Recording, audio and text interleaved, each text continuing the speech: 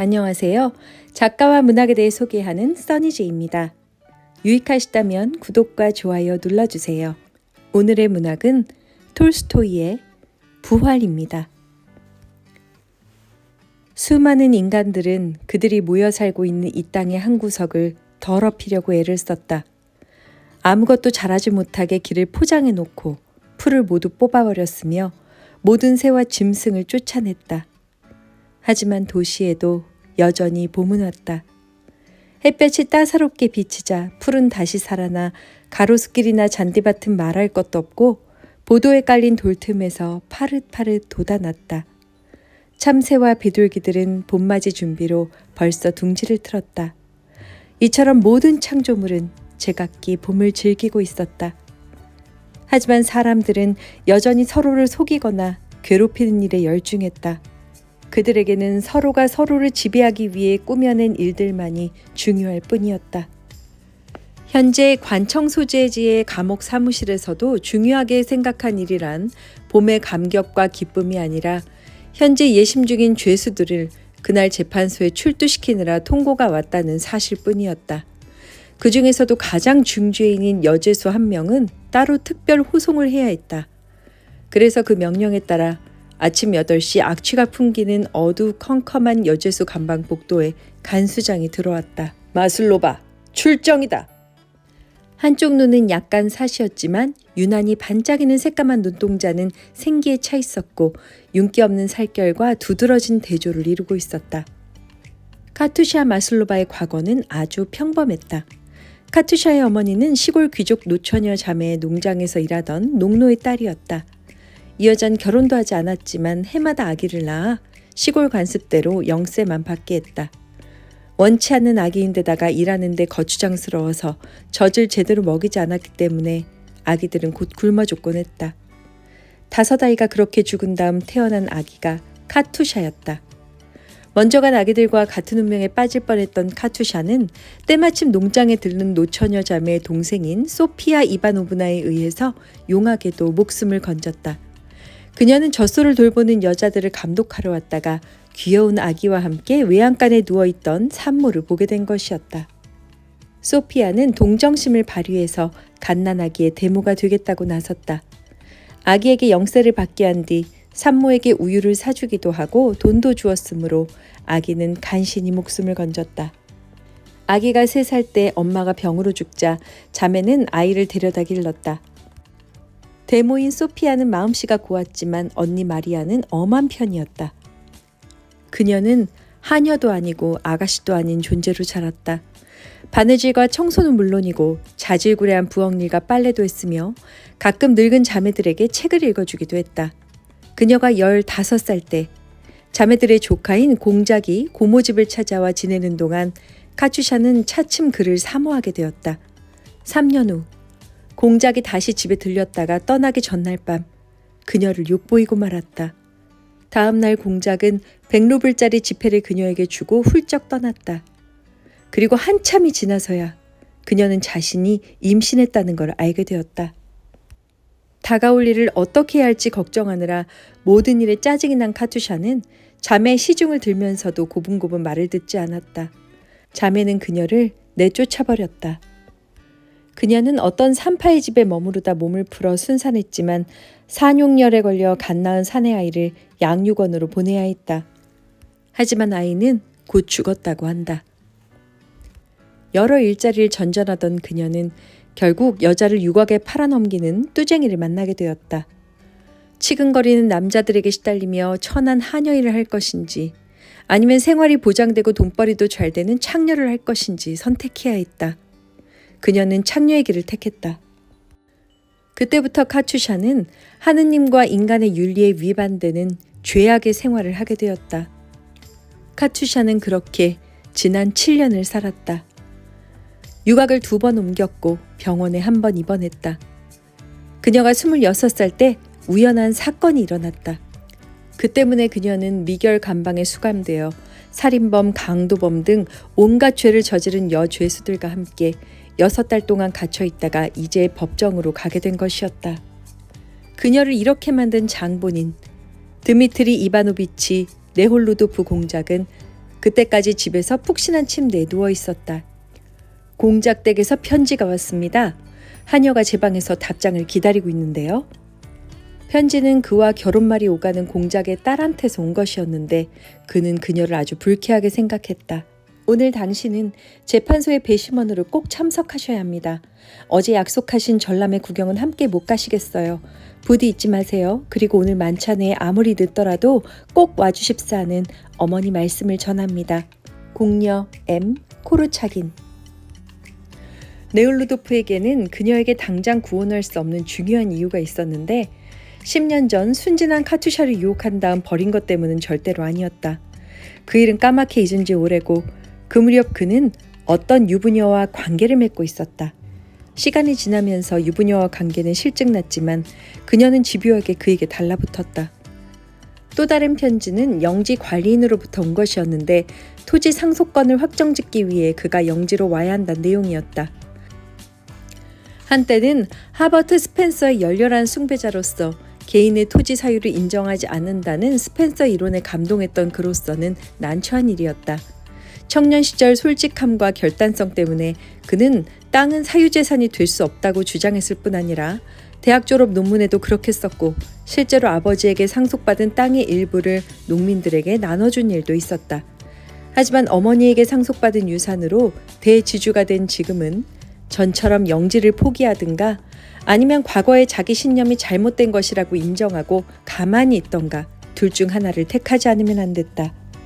네올루도프가 재판소로 들어가자 복도에는 벌써 사람들이 모여서 술렁대고 있었다. 세 번째 피고 마슬로바가 들어오자 법정 안에 있는 모든 남자들의 눈길이 그녀에게 쏠렸다. 그녀의 반짝거리는 까만 눈과 하얀 얼굴, 죄수복 위로 불룩 도드라진 젖가슴을 오랫동안 지켜보았다. 헌병들조차 그녀로부터 눈을 떼지 않았다. 네올루도프는 그녀를 보고 깜짝 놀랐다. 그는 맨 앞줄에 앉아 그녀를 지켜보았다. 그런 그의 마음속에는 복잡하고 괴로운 소용돌이가 치고 있었다. 1800년대 마브리타니아 여관에서 페라폰트 스멜리코프라는 숙박객이 과음에 의한 심장 파열로 급사했다. 며칠 후 그의 동업자가 와서 스멜리코프가 죽었을 때의 정황을 살피고 난 후 그가 갖고 있던 돈과 다이아몬드 반지를 강탈해 목적에 의해 독살한 것 같다고 의문을 제기했다. 그리고 마슬로바가 의심을 받고 있었다. 카테리나 마슬로바, 비고는 스멜리코프의 가방에서 돈과 반지를 훔쳐 나눠 가진 뒤 스멜리코프에게 독약이 든 술을 마시게 해서 살해한 죄로 기소되었는데 인정하는가? 전 아무 죄도 짓지 않았어요. 돈을 훔쳤다는 사실은 인정하지 않는가? 훔치지 않았어요. 그럼 약탄술을 마시게 한 것은 인정하는가? 전 수면제인 줄 알고 그냥 재우려고 먹였을 뿐이라고요. 그 사람이 절 놔주지 않았어요. 너무 피곤했기 때문에 복도로 나와서 시몬에게 집에 가고 싶다고 했더니 수면제를 먹이라고 했어요.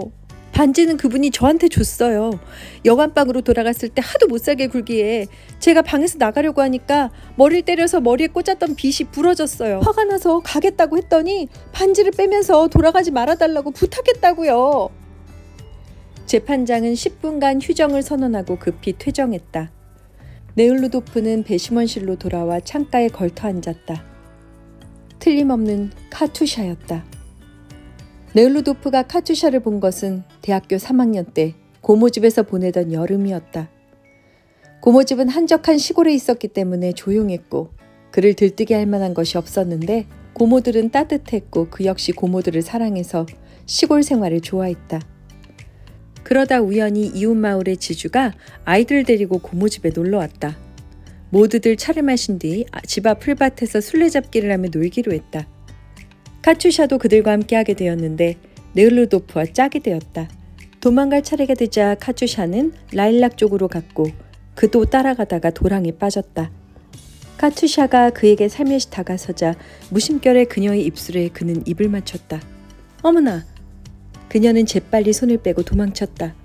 이때부터 네올루도프와 카투샤는 서로 마음이 끌리는 순진한 청년과 순결한 소녀 사이에 흔히 볼 수 있는 그런 사이가 되었다. 고모들은 그것을 눈치채고 펄쩍 뛰었다. 그는 순결한 사랑을 그녀에게 쏟고 있었다. 육체적인 욕망 따위는 전혀 없었고 19살이 되기까지 순결한 청년이었다. 3년이 지나도록 그는 카츄샤를 보지 못했다. 다시 만나게 된 것은 장교로 임관한 그가 연대로 부임하는 길에 고모 집에 들러 며칠 묵었을 때였는데 그때 그는 3년 전과는 전혀 다른 사람이 되어 있었다. 오직 자신의 향락만을 추구하는 이기주의자가 되어 있었다.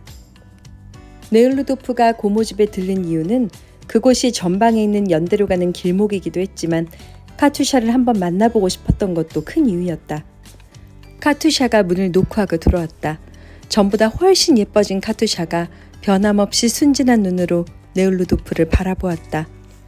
카투샤를 보자 그는 전과 똑같은 감정을 느꼈다. 전처럼 카투샤의 하얀 앞치마를 보기만 해도 가슴이 두근거렸다. 그녀의 발소리, 목소리, 웃음소리를 듣기만 해도 짜릿한 즐거움을 느꼈다. 그는 자신이 사랑에 빠졌다는 걸 느꼈지만 그 감정은 그 전과는 다른 것이었다. 네을루도프는 부활절 전날 토요일 밤 고모 하인들과 함께 미사에 참석했다. 그날의 미사는 그의 일생을 통해 가장 빛나고 강렬한 추억의 하나가 되었다. 성가대 오른쪽 뒤에는 하얀 옷에 하늘색 띠를 두르고 머리에는 빨간 나비 리본을 단 카투샤가 서 있었다. 모든 것이 축제답게 엄숙하고 즐겁고 아름다웠다. 이 세상의 모든 것은 오직 카투샤를 위해 존재하는 것 같았고 그녀는 우주의 한 중심이었다. 미사 중간에 네을루도프는 교회 밖으로 나와 그녀가 나오기를 기다렸다.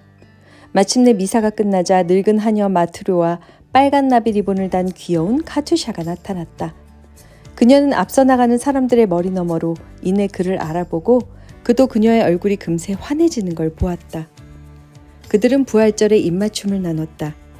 카투샤는 아주 즐거운 일이라도 있었던 것처럼 가슴 가득 크게 숨을 쉬며 사랑이 넘치는 상냥한 눈길로 네을루도프를 바라보았다.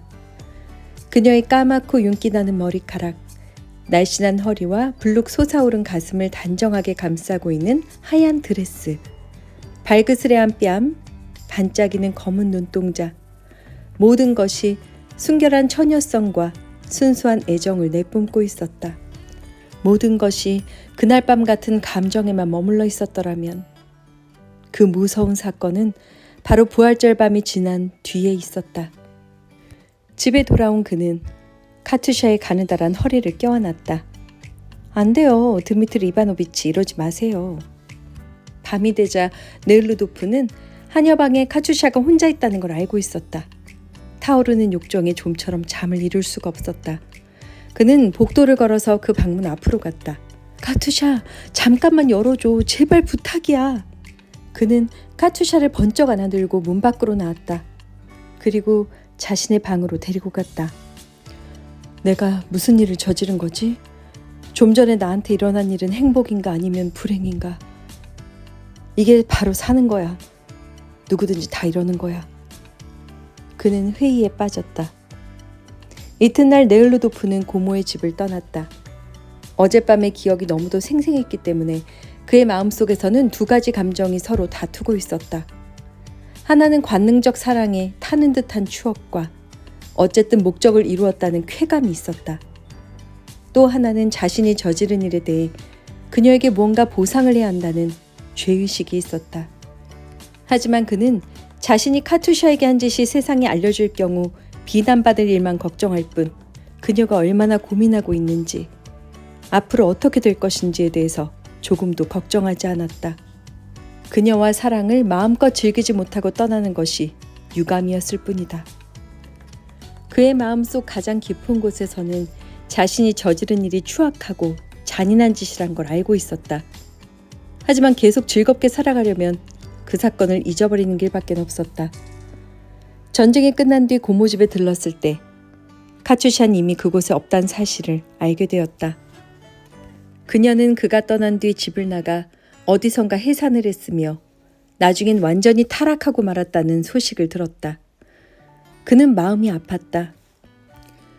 이번에 일어난 사건은 그 모든 기억을 불러일으켰고 지난 10년 동안 안일하게 살아왔던 자신의 잔인함과 비열함을 스스로 인정하게 만들었다. 하지만 네르루도프는 그것을 인정하기에는 아직 인간이 되어 있지 않았다. 지금의 그로서는 이제 와서 모든 것이 폭로되지 않을까 하는 걱정만 하고 있었다. 카츄샤는 증인석을 쳐다보다가 우연히 배심원석으로 눈길을 옮겼다. 네르루도프와 눈이 마주쳤다. 순간 그녀의 얼굴은 놀란 듯 일그러졌다. 그는 유난히 맑은 그녀의 눈에서 시선을 뗄 수 없었다. 얼마나 놀라운 우연인가. 지난 10년 동안 어디서도 만나지 못하다가 하필이면 지금 이곳에서 만나다니. 드디어 모든 절차를 끝낸 재판장은 배심원장에게 자문 질의서를 내주었다. 배심원들은 퇴정하게 된 것을 기뻐하면서 배심원실로 갔다. 그 여자에겐 죄가 없어요. 자신도 모르게 휩쓸려 간 것뿐이지요. 너그럽게 봐줄 필요가 있어요. 그러니까 이제부터 심의합시다. 개인 감정에 말려들어선 안 됩니다. 마슬로바에 대해서는 논쟁이 요란하게 벌어졌다. 배심원장은 마슬로바가 절도와 독살에 대해 모두 유죄라고 주장했고 사람 좋아 보이는 상인은 거기에 반대했다. 대령과 점원과 늙은 직공 조합원은 모두 상인 편을 들었다. 나머지 사람들은 그저 혼란스러워하는 것 같았다. 배심원장이 답변서를 재판장에게 주었다. 재판장은 그것을 읽고 나더니 어이가 없다는 듯 두 손을 벌리고서 배석 판사들과 의논을 했다. 재판장은 배심원들이 절도한 의도는 없었음이란 단서를 붙였으면서도 살해할 의도는 없었음이란 단서를 붙이지 않았다는 데 놀란 것이다. 마슬로바는 4년 징역형을 받았다. 전 죄가 없어요. 진짜 억울해요. 네르루도프가 재판장을 붙잡고 물었다. 마슬로바 사건 답변서에 잘못이 있었습니다. 그녀는 독살에 관해 죄가 없는데도 징역을 받았습니다. 아시다시피 일이 참 묘하게 됐습니다. 마슬로바한테는 두 가지 운명이 있습니다. 거의 무죄나 다름없는 단기 금고형이나 구류 처분을 받든가 그렇지 않으면 시베리아 유형 둘 중 하나를 받았을 것입니다. 당신들께서 단 살해할 의도는 없었다라고 한마디만 덧붙였어도 무죄가 되었을 텐데요. 그것을 빠뜨렸지요. 용서받을 수 없는 실수였습니다. 이렇게 된 이상 변호사와 의논하는 수밖에 없어요. 네르루도프는 결혼할 여자가 있는 코르차긴 공작의 집에 가서 저녁을 먹었다. 집으로 돌아오는 길에 미씨의 집에서 느꼈던 기분에 대해 생각했다. 오늘은 그녀와 도저히 결혼할 수 없다는 걸 확실하게 느꼈다. 난 자유로워져야 한다. 코르차긴 공작지방과 맺고 있는 거짓된 관계에서 벗어나야 한다. 자유롭게 숨을 쉬자. 외국에 가는 거야. 로마에 가서 그림을 공부하자. 어디서 뭘 하든 상관없다. 갑자기 카츄샤의 모습이 생생하게 떠올랐다. 마지막 변명이 허락되었을 때 울음을 터뜨렸던 그녀의 모습. 그녀의 환상을 지우기 위해 방안을 서성였다. 주여, 절 도와주십시오. 절 인도해 주십시오. 제 마음속에 들어오셔서 모든 더러움을 깨끗이 씻어주세요. 한편 마슬로바가 감방으로 들어오자 모두들 그녀를 바라보았다. 어머, 돌아왔잖아. 석방될 줄 알았는데 징역형을 받았어? 우선 판결에 불복한다는 서류를 만들어야 해. 별의별 죄를 짓고도 아무렇지도 않은 사람이 있는데 왜 난 죄도 없이 괴로움을 당해야 하죠? 다음 날 아침 눈을 뜬 네르루도프가 가장 먼저 느낀 것은 자신에게 변화가 일어났다는 점이었다. 이제는 거짓을 버리고 모든 진실을 이야기해야 했다. 나 때문에 일생을 망친 여자가 있는데 여기서 아내와 함께 축복을 받을 순 없지. 변호사를 만나서 얘기를 들어야겠다. 그리고 형무소로 가서 그녀를 만나 내 마음을 털어놔야겠다. 그녀를 만나서 용서를 빌고 결혼을 해서라도 내 죄를 갚겠다. 밤에 마슬로바는 잠을 이루지 못했다. 시베리아에 가게 되면 사할린의 징역군 따위는 쳐다보지 말고 석이나 관리 하다못해 간수라도 살림을 차려야겠다고 생각했다. 그 많은 사람들에 대해 생각하면서도 네르루도프 생각은 한 번도 해본 적이 없었다. 자신의 소녀 시절이나 처녀 시절, 그와 나눈 사랑에 대해선 전혀 생각하지 않았다. 너무도 가슴이 아팠기 때문에 추억은 마음속 깊은 구석에 잘 간직되어 있었다. 그날 법정에서도 그녀는 그를 알아보지 못했다. 다음날 아침 네을루도프는 카투샤를 만나러 갔다. 카투샤는 그가 누군지 몰랐지만 여유 있어 보이는 차림이라 쌩긋 웃으며 절 만나러 오셨나요? 당신을 만나고 싶었어. 카투샤는 네올루도프의 말을 알아들을 수 없었지만 말을 건네는 그의 표정을 보자 옛날 그의 모습이 생각났다. 당신한테 용서를 빌러왔어. 이제라도 내 죄를 갚겠소. 그럴 필요 없어요. 모두 다 지난 일이에요. 그년 그렇게 말하더니 눈을 들어 유혹인지 애원인지 모를 야릇한 웃음을 지으며 그를 바라보았다. 카투샤는 그를 그곳에서 만나자 너무 놀랬다. 처음 그를 보자 한때 그와 사랑을 주고받던 시절로 돌아가 그를 회상해 보려고 했지만 너무 괴로운 추억이라 단념해버렸다. 그가 이해할 수 없이 냉정했던 것과 꿈같이 행복한 뒤에 몰아쳐온 수많은 굴욕과 괴로움만이 되살아났다. 난 당신이 억울한 걸 알아. 벌써 변호사한테 부탁해놨어. 돈 아끼지 마시고 좋은 변호사 대주세요. 그리고 돈 좀 주세요. 10루블이요. 전엔 순진하고 사랑스러웠지만 이젠 더럽고 푸석한 얼굴을 하고 돈을 움켜쥔 카투샤의 얼굴을 보자 그는 혼란에 빠졌다. 순간 그는 망설였다. 나한테 방해만 되는 존재일 거야. 돈을 몽땅 줘버리고 영원히 인연을 끊는 게 상책일 거야. 그의 영혼은 흔들리는 저울대 위에 놓인 것처럼 조금만 힘을 가해도 그쪽으로 기울어질 것만 같았다. 네올루도프는 용서해달라는 말을 카투샤가 들으면 분명히 감동이 옛날의 순진한 카투샤로 돌아갈 줄만 알았다. 하지만 이젠 예전의 카투샤는 없고 다만 타락한 마슬로바만 존재한다는 것을 알게 되자 놀랐다. 그가 특히 놀란 것은 카투샤가 창녀라는 자기 처지를 부끄럽게 여기기는커녕 오히려 자랑스러워한다는 점이었다. 그는 변호사 파나린을 찾아갔다. 솔직히 별로 성공할 가능성이 없으니 아는 사람이 있으면 힘을 써보시지요. 혹시 성공하지 못하신다면 황제께 청혼하는 방법이 남아있으니 그때 도와드리겠습니다. 그는 다시 면회를 갔다. 방안이 밝았기 때문에 네을루도프는 처음으로 가까이에서 그녀의 얼굴과 입술 근처의 잔주름, 푸석푸석한 눈을 또렷이 볼 수 있었다.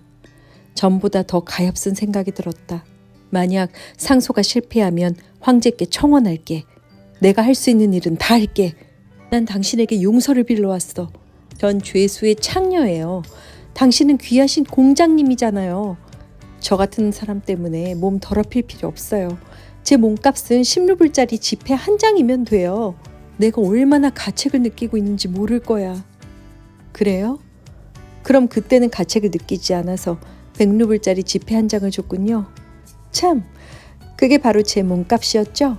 당신은 절 믿기로 해서 자신을 구원하려고 하는 거예요. 절 실컷 갖고 논 다음 버리고선 이제 와서 저 세상에서 또 구원을 받으려는 거죠.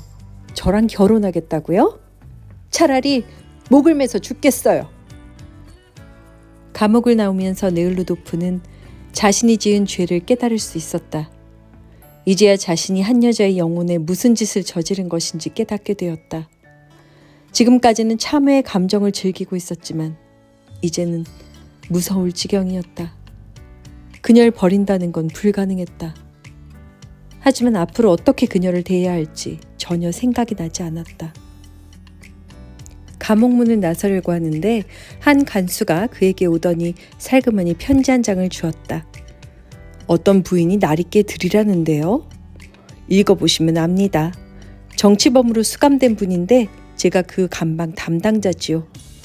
이런 일은 원래 금지돼 있는데 인정상 편지에는 꼭 뵙고 싶습니다. 당신이 돌봐주고 계신 분과 우리 정치범들에 대해 꼭 드릴 말씀이 있습니다. 베라라고 쓰여 있었다.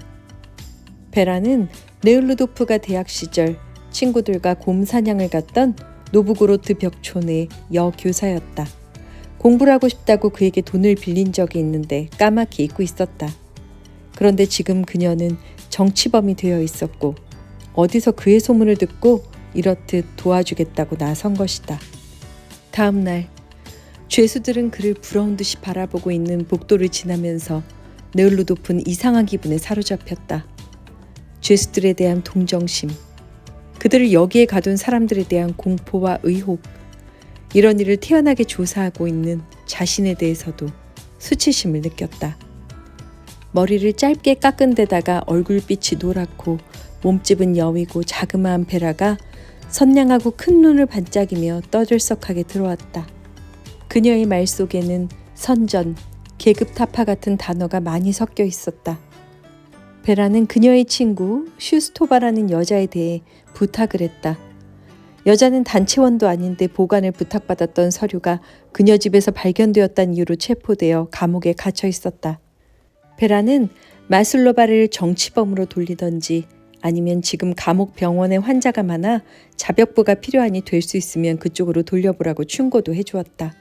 그는 지인에게 부탁을 했고 마슬로바를 감옥 병원으로 옮겨 일할 수 있도록 했다는 내용의 편지를 받았다.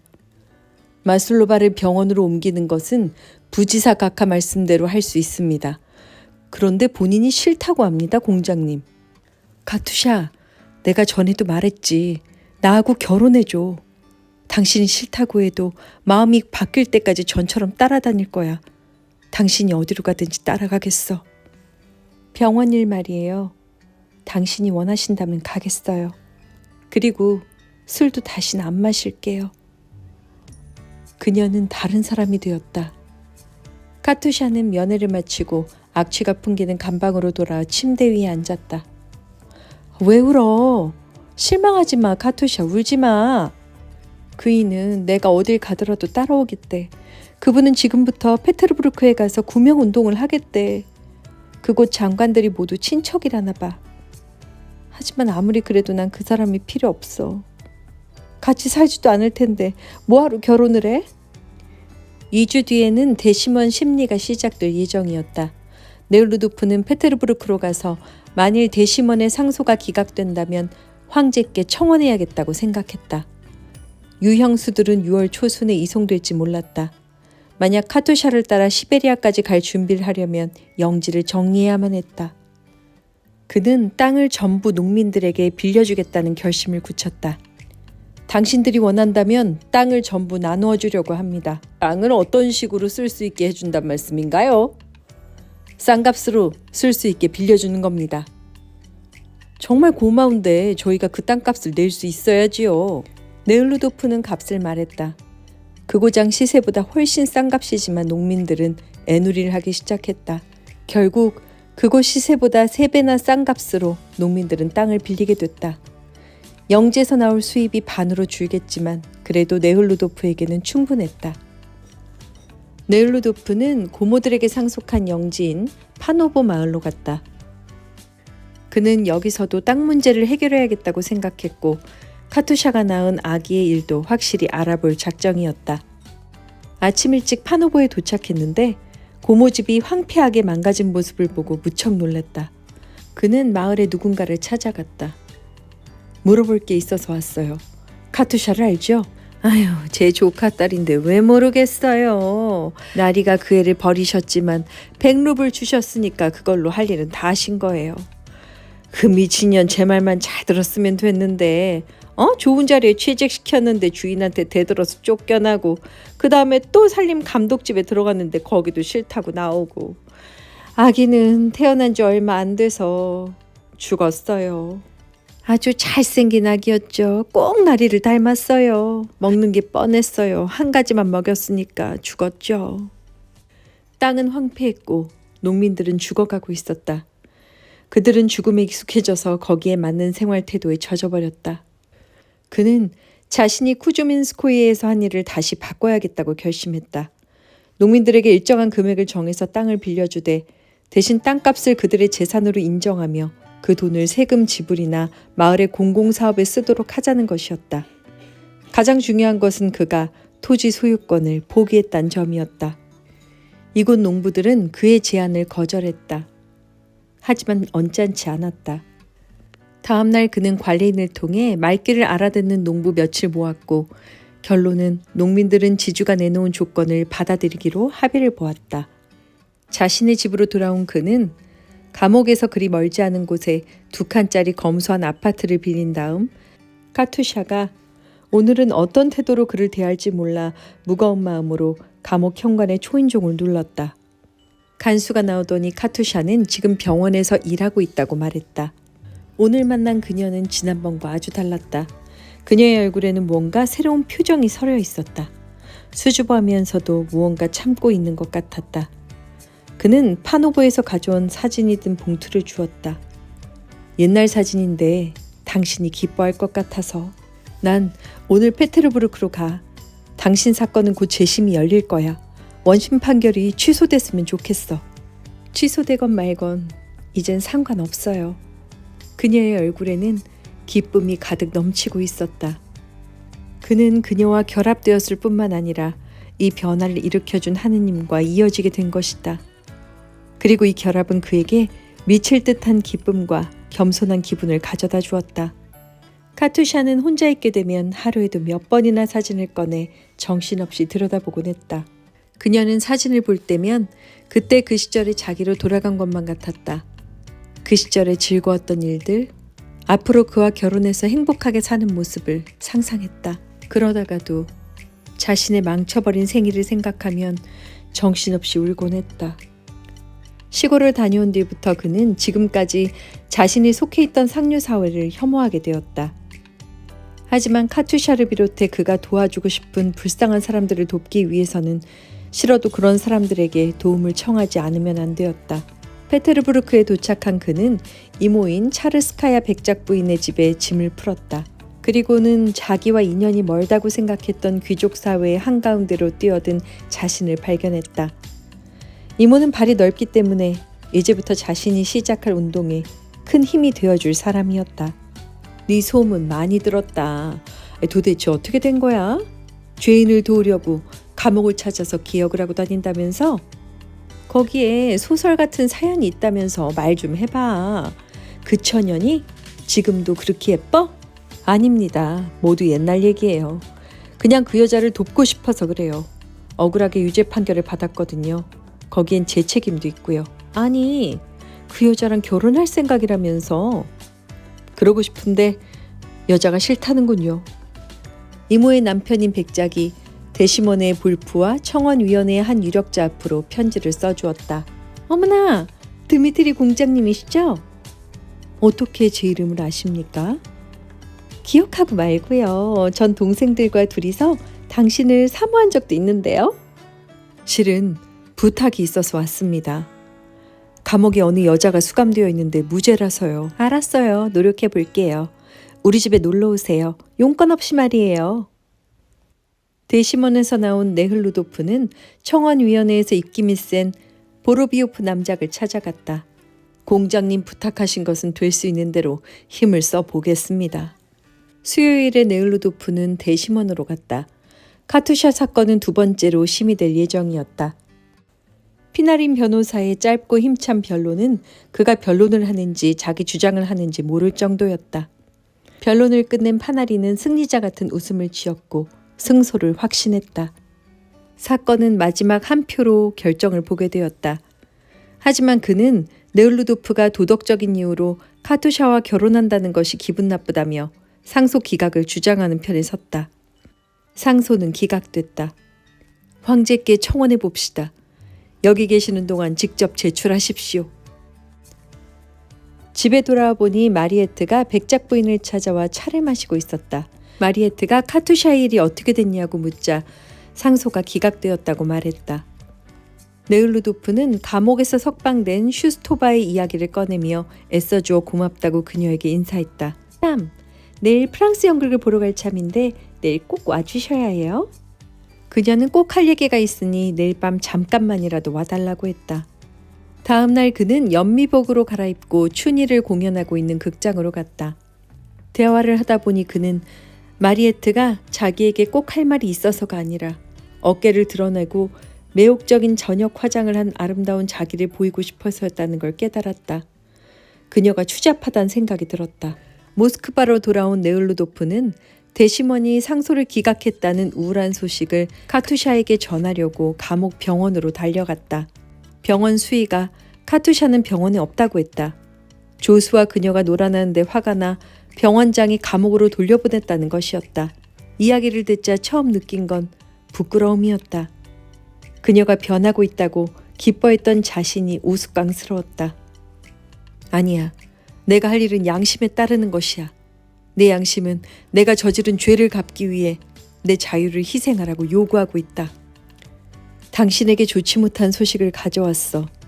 대심원에서 기각되고 말았어. 저도 그럴 줄 알았어요. 실망하지는 마. 황제께 청원서를 내면 잘 될 테니까. 병원에 들리셨다니 제 소문 들으셨죠? 자, 청원서에 서명해. 난 내가 전에 말한 대로 실행할 거야. 그녀의 얼굴은 환하게 빛나고 있었다. 카투샤는 억울한 누명에 대해 변명하고 싶었지만 그가 믿어줄 것 같지 않아 가만히 있었다. 언제부턴가 그를 다시 사랑하게 되었다. 술과 담배도 끊고 남자에게 교태도 부리지 않았다. 그가 결혼하겠다고 말할 때마다 끈질기게 거절한 것도 자신과 결혼하면 그가 불행해질 거라고 생각해서였다. 지금 그가 자신이 병원에서 부끄러운 일을 저질렀다고 생각한 사실은 유형이 확정되었다는 통지보다 더 괴로웠다. 카투샤가 제1호송대에 끼어 이송될지 모르는 일이었기 때문에 네울루도프는 출발 준비를 시작했다. 하지만 할 일이 너무 많아서 도저히 처리할 수 있을 것 같지가 않았다. 카투샤가 포함된 이송대는 7월 15일에 떠나기로 정해졌다. 카투샤가 이송되는 날, 날은 너무너무 더웠고 기차는 죄인들로 가득 차 있었다. 당신도 정말 가시는 거예요? 카투샤는 기쁨에 찬 눈으로 그를 바라보았다.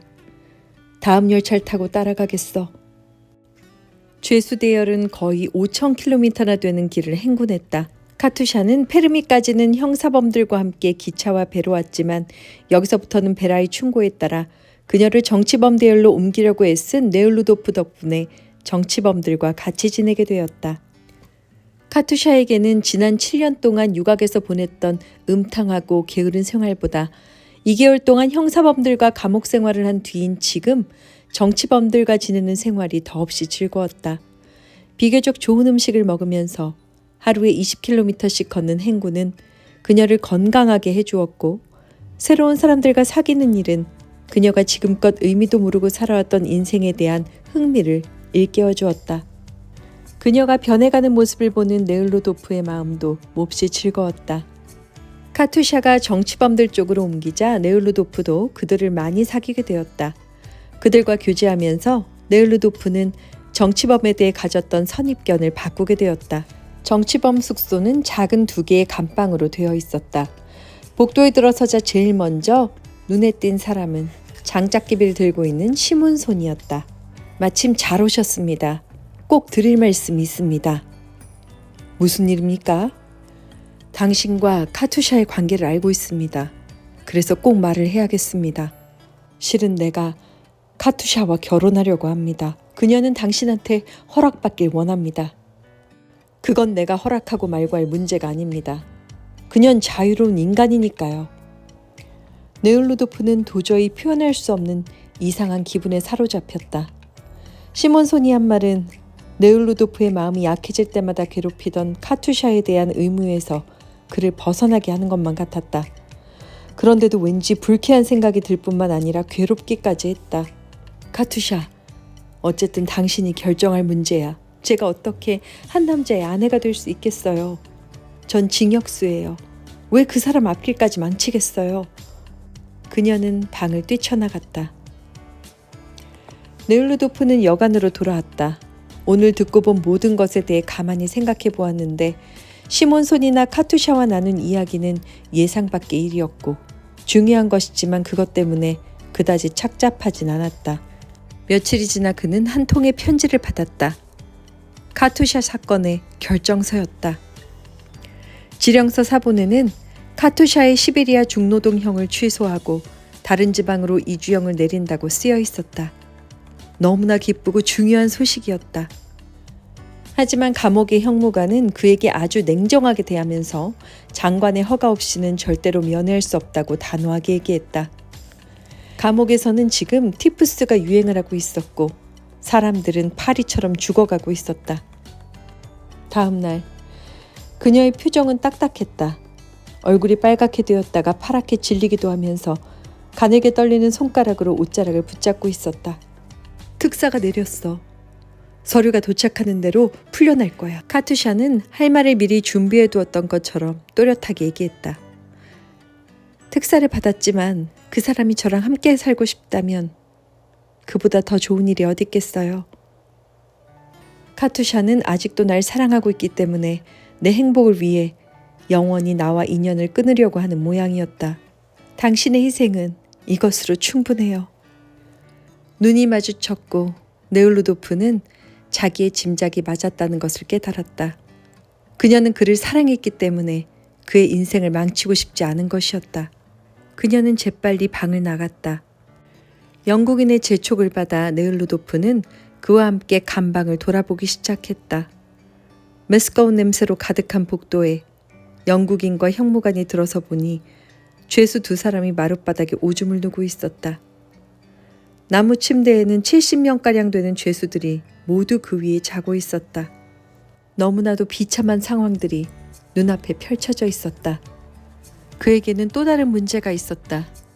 지난 몇 달 동안 그가 계속해서 듣고 보아온 끔찍한 일들, 특히 오늘 그 무서운 감옥 안을 본 모든 죄악. 그는 어떻게 싸워야 할지 감이 잡히지 않았다. 아까 영국인한테서 기념으로 받은 복음서를 무심코 펼쳤다. 이 안에 모든 해결책이 있다고 했지? 마태복음 제18장을 읽기 시작했다. 그는 지금까지의 경험에서 자기가 마음의 평화와 삶의 기쁨을 느꼈을 때는 스스로 자신을 낮추어 겸손한 마음을 가졌을 때뿐이었다는 사실을 떠올렸다. 세상 사람들은 계율만 지키면 그만인 것이다. 그러면 이 지상에는 하느님의 왕국이 세워지고 사람들은 최상의 행복을 얻게 될 것이다. 너희는 하느님의 왕국과 그 진실을 구하라. 그러면 나머지 것은 모두 너희들에게 돌아가리니 라고 하느님은 말씀하셨지만 사람들은 다른 것만 찾으려 하고 있었다. 이것이야말로 내 일생을 바쳐서 할 일이다. 이제 한 가지 일이 끝났다고 생각했더니 또 다른 일이 시작됐다. 그날 밤부터 네울루도프에게는 새로운 삶이 시작됐다.